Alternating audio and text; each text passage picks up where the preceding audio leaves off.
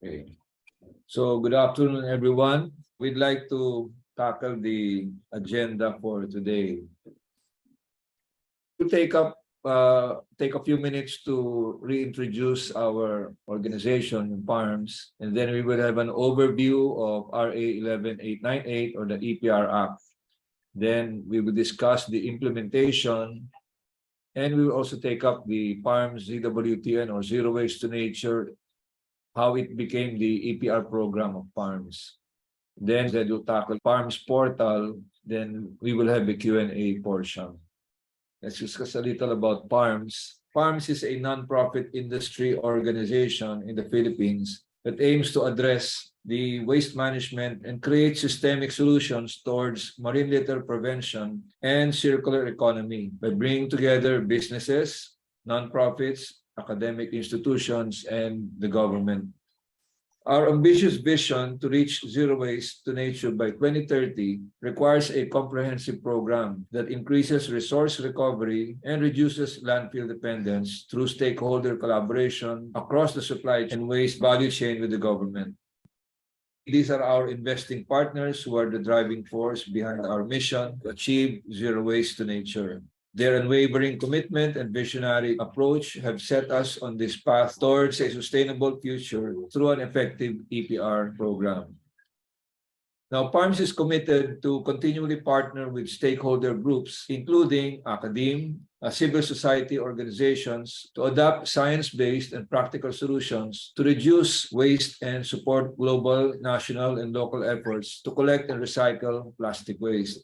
We believe that working together can make a positive impact and contribute to a sustainable future. In January 2020, responding to calls to address plastic waste and its impact to the environment, the members of PARMS, headed by its fast-moving consumer group or the FMCGs, made a declaration on zero waste to nature, Ambition 2030, that plastic waste, along with other waste, should not end up in nature. This was before the EPR came about, so we already organized ourselves to address this problem.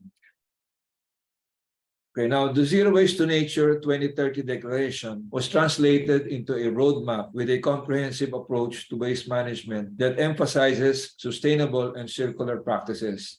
It focuses on the four key components: reduce, reuse, recover, and recycle. The first two components, reduce and reuse, aim to prevent waste from being generated in the first place, while the third and fourth components, recover and recycle, focus on managing waste after it has been generated. This approach aligns well with the extended producer responsibility concept. Essentially, the Zero Waste to Nature roadmap outlines programs for both waste reduction and recovery, which are important elements of the EPR.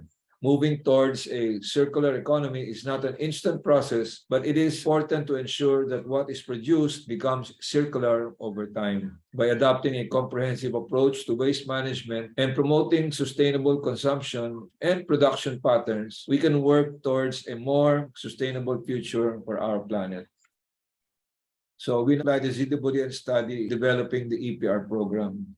The Zero Waste to Nature study was a collaborative effort among all member stakeholders with a particular emphasis on local conditions. Together, we developed strategies, identified enabling policies, and established a clear glide path towards achieving our zero waste goal.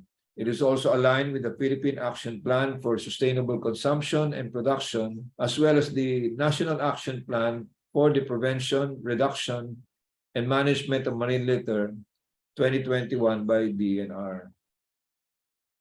Now, through its ZWTN strategy and roadmap, PARMS formed the ZWTN EPR program, which was submitted to DNR last February 2. This EPR program is a system fit for implementation in the Philippines under a single PRO system. PARMS has taken the initiative to develop a set of draft standards for waste management. And these standards include guidelines on circulating waste footprint and accounting for recovery and diversion. Although we have developed these standards, we recognize that they are not yet final and may require further improvement. As such, we encourage all our members to utilize these standards as a starting point to provide us with feedback on how we can refine and improve them further.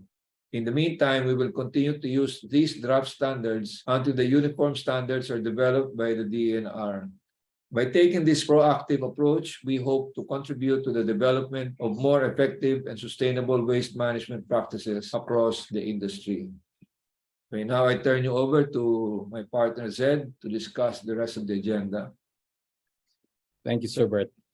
So the EPR was actually enacted in July 23, 2022, and the law requires enterprises to establish or phase in EPR programs for plastic packaging within 6 months of the law's effectivity. By Feb 13, the EPR law focuses on the phase-wise shift to inclusive circularity that will minimize resource consumption and waste generation. The EPR law is a supplement of the RA 9003 that the LGU is primarily responsible for enforcing, while the EPR law engages with the private sectors in promoting research and development programs as well as resource recovery techniques in order to empower the LGUs in the development of their localized waste management program. With the passage of the EPR law, it is hoped that the country will transition towards a circular economy where plastics are seen as a resource with value.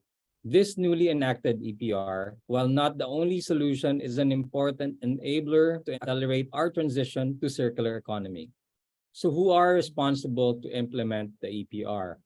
As the law covers, product producers are classified as large enterprises that generate plastic packaging waste.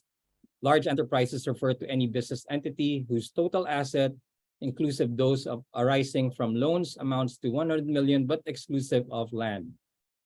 This also includes MSMEs when the total value of assets of all enterprises carrying the same brand, label, or trademark exceeds that of a medium enterprise, such as franchises. As of the published IRR, any other persons and entities determined by DNR Secretary can also be an obliged company. For those MSMEs that are not covered, the law also encouraged them to also practice EPR voluntarily or be part of the network of obliged enterprises or producers' responsibility organization practicing EPR. Here's a simple diagram to understand who are the obliged companies.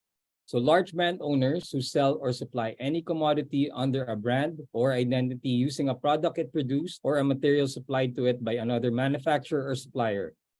Brand owners are also responsible for their toll manufacturers as they manufacture products on behalf of the brand owner.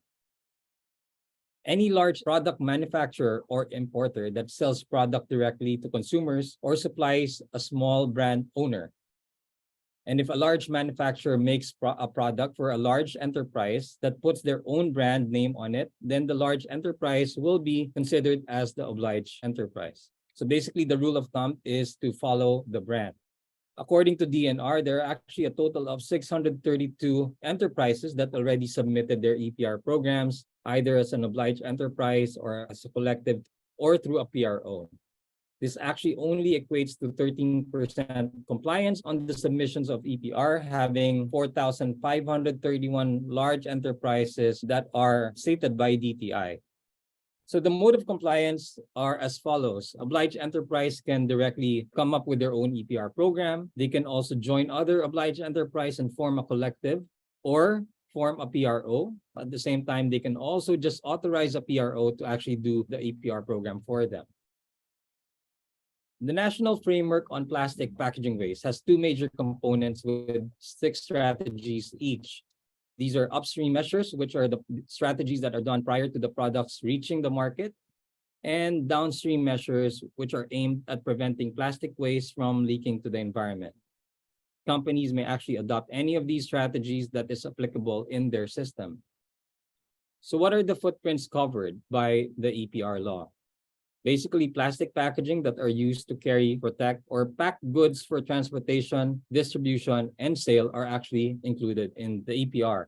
These are sachets, labels, laminates, and other flexible plastic packaging, whether single layer or multi-layered with plastics or other materials.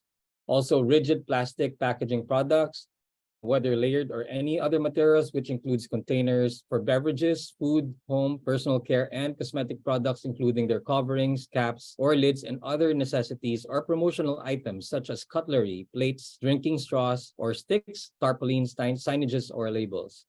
Plastic bags are also included. These include single-use plastic bags for carrying or transporting of goods provided or utilized at the point of sale. And lastly, polystyrene. Please do take note that the plastic packaging under the EPR law only includes post-consumer waste. These are plastic packaging brought by obliged enterprise into the retail trade in commercial establishments such as outlets, malls, supermarkets that end up as commercial waste, and products and packaging that end up as municipal waste. Importantly, the EPR program will not consider plastic waste that comes from post-industrial waste. This is because post-industrial waste is typically managed differently from post-consumer waste and is often recycled or reused within the manufacturing process rather than being discarded as waste. The targets outlined below represent the minimum diversion volumes required by law under Section 44F of the Republic Act 11898. Each obliged enterprise under the PARMS EPR program is required to demonstrate a diversion amount that scales with the volume and type of plastics, whether rigids or flexibles, that they put in the market. To meet the target, member enterprises must procure certified plastic diversion credits or audited plastic diversion credits from recognized waste diverters.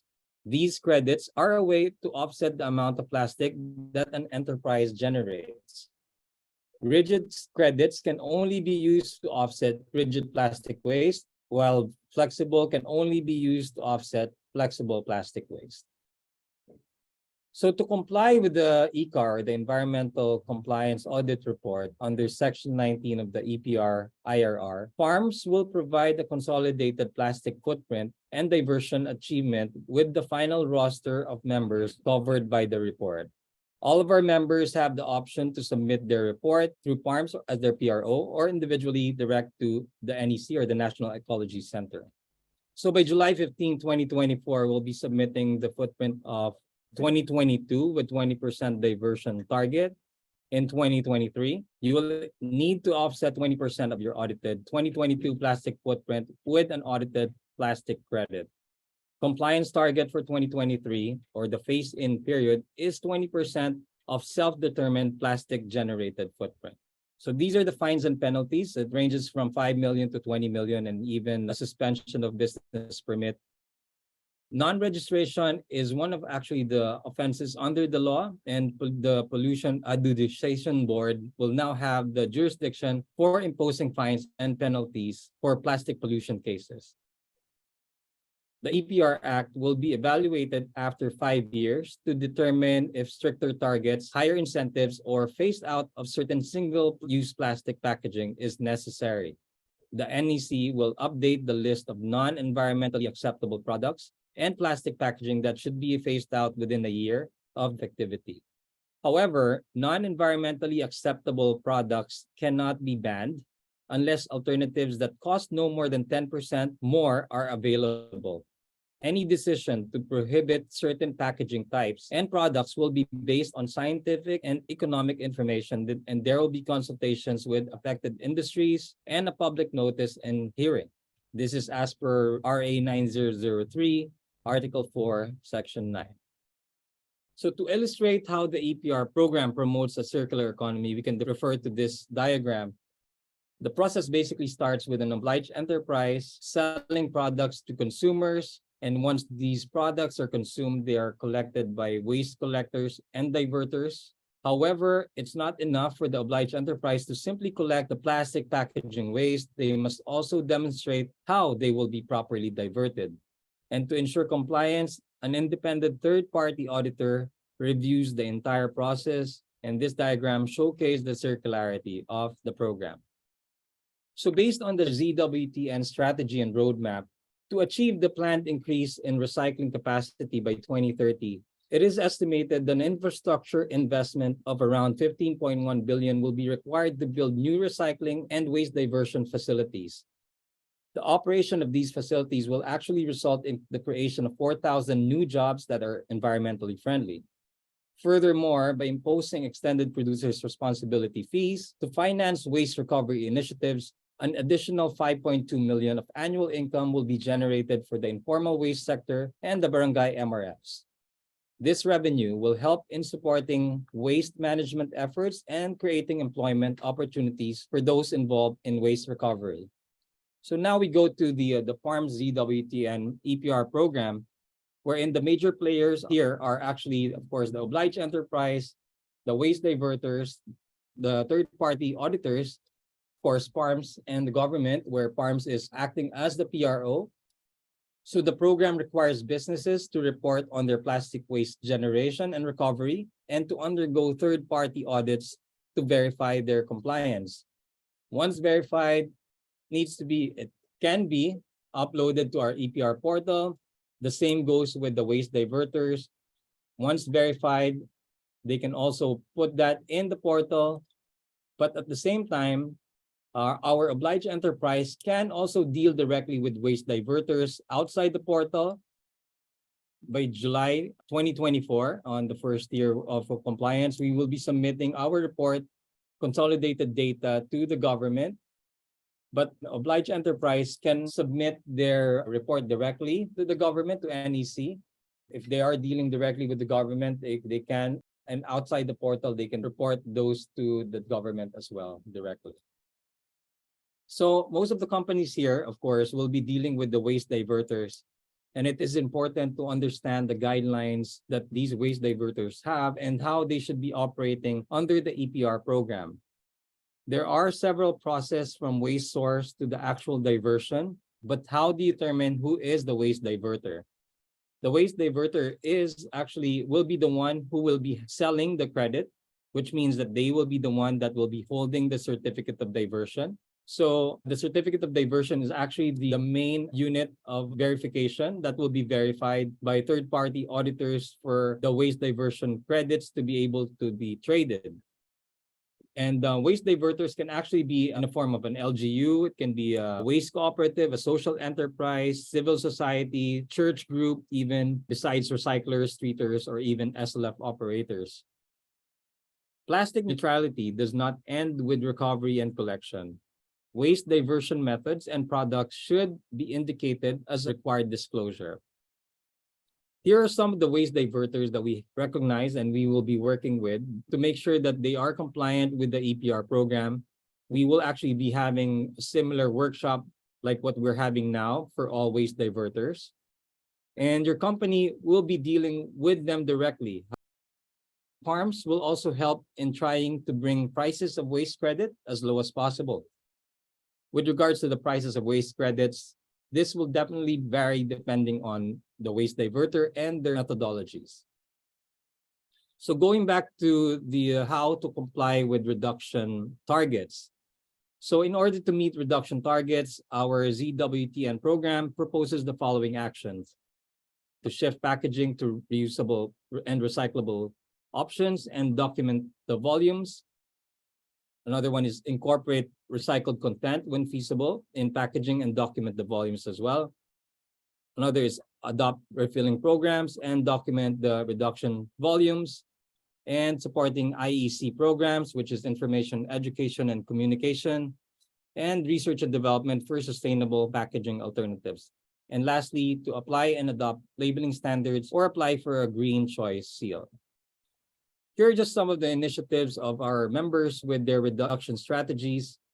As for Colgate-Palmolive, for example, they have shifted their plastic tubes to HDPE, which is made from the same plastic used for milk and detergent bottles. So to increase waste diversion through adaptable technologies, it is recommended to switch to packaging options that can be reused and recycled. The structures of the packaging should be altered to ensure that they can be used as feedstock for these existing technologies, and the quantities of packaging should also be documented to track the progress. In terms of adopting refill programs, as part of Unilever's commitment to reduce environmental impact under the company's sustainable living plan, they piloted the All Things Hair Refillery to provide their consumers with an alternative way to get their products. On support of information, education, and communications program, PARMS is currently working with Don Bosco School of Theology through its collaboration with Don Bosco Green Alliance in leading the Laudato Si movement in the Philippines that is actually spearheading the ecological spirituality curriculum. a 10-year program that aims to promote the message of the encyclical, providing participants the tools and inspiration to help them with their initiative to preserve the environment. As for compliance with recovery targets, our program proposes the following actions. So you can either do it yourself, engage or set up with the PRO. You can also buy waste credits from established diverters through the portal or through one of our diverters. You can buy products, packaging with recycled content, adopt a material recovery facility, or set up a recovery or reclamation centers yourself. You can also establish long-term procurement contracts with recycling treatment facilities. Here are some examples, again, from our members. So if you're looking for products with recycled content, there's actually Sentinel Upcycling, a plastic manufacturer dedicated to turning your low-value plastic waste into higher-value durable products that makes pallets and crates that can be used by companies for their operations. On investing and establishing long-term procurement contracts with recycling facilities, we have Mondelez, who partnered with Green Ants Builders, the government of Parañaque, and the Philippine Business for Social Progress to build a plastic recycling facility that can collect 2,000 kilos of plastic waste and create 12,000 eco-bricks per month.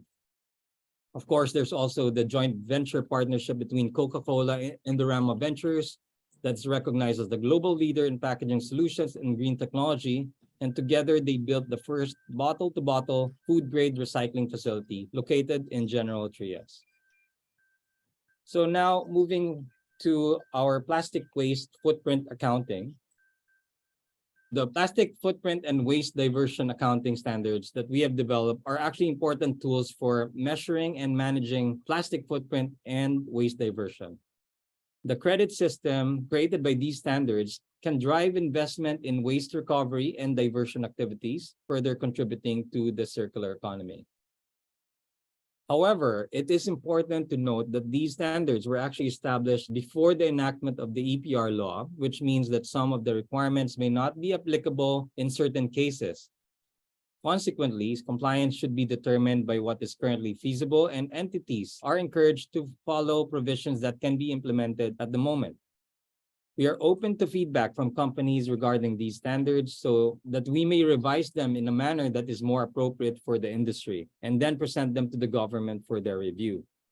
The government is currently in the process of developing their own standards with the assistance of UNDP, which they intend to finalize by September, according to them. And we believe that it's important for us to, of course, submit our own standards to the government for their consideration so that we can align it with our industry standards. Going to the standards that we have, this document provides guidelines for organizations to identify, measure, and manage their solid waste. The document outlines the responsibilities of a solid waste footprint owner or an obliged enterprise, for that matter, to determine the waste management system's boundaries, including all operations and activities that generate or reduce solid waste. According to this document, waste streams should be classified by generation point and material type. These guidelines help organizations understand their solid waste footprint and develop effective waste reduction strategies, improving their environmental impact.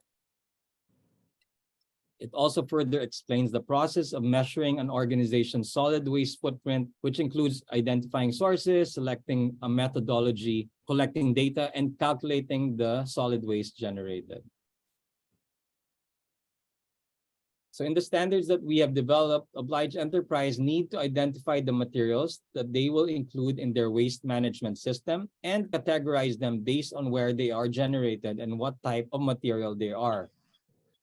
This diagram gives a general idea of where waste is generated and which sectors should report it. But for the EPR, we will be focusing more on generation point 3, which is the post-consumer waste. So as mentioned, the standards were developed with global standards that may be challenging for some local companies to comply with. We are aware that many companies are not yet prepared to follow these standards, and therefore we suggest to simplify the implementation process. For the first year of implementation, we propose some alternative approaches, such as this. As you can see, we have 3 products here from bottle, tube, sachet, and you just need to get each product weight, the material weight. You multiply that with the net sales meaning not including any returns or rejects. And that will come up with the footprint of that particular SKU. Of course, you need to also include promotional materials as mentioned in the law, which are tarpaulins as well, or any other products that's included in promoting the particular product, such as utensils, straws, and such. There's also another way to compute, which is inventory computation, wherein a factory will compute for their incoming materials inventory, subtracted with the waste factory, which will then lead to a net material plastic footprint with either rigid or flexible. It's a very simple computation, not that complicated as compared to what we have with the standards. But again, the standards are there to really understand how your company generates waste from all points, from end to end.